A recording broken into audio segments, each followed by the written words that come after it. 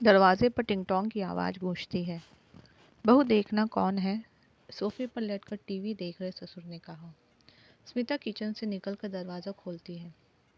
हाँ जी, आप कौन? स्मिता ने पूछा। महिलाओं की स्थिति पर एक सर्वे चल रहा है, उसी की जानकारी के लिए आई हूँ। दरवाजे पर खड़ी महिला ने जवाब दिया।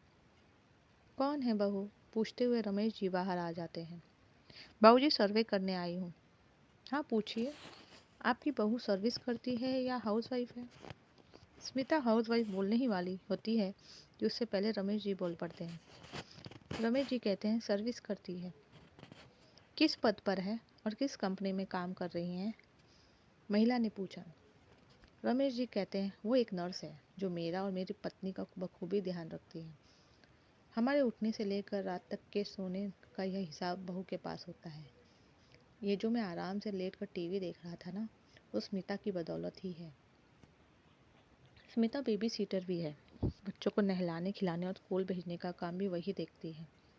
रात को रो रहे बच्चे को नींद माँ की थपकी से ही आती है। मेरी बहू ट्यूटर भी है।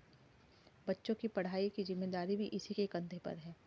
घर का पूरा मैनेजमेंट इसी के हाथों में है।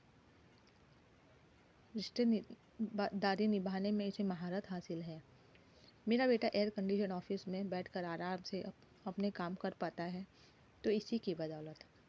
इतना ही नहीं, ये मेरे बेटे की एडवाइज़र भी है। ये हमारे घर की इंजन है, जिसके बिना हमारा घर तो क्या इस देश की रफ्तार ही थम जाएगी। महिला बोली, बाबूजी, मेरे फॉर्म में इनमें से एक भी कॉलम नहीं है जो आपकी बहू को वर्किंग कह सके। रमेश जी मुस्कुराते हुए कहते हैं, हाँ, फिर तो आपका ये सर्वे अधूरा ही है।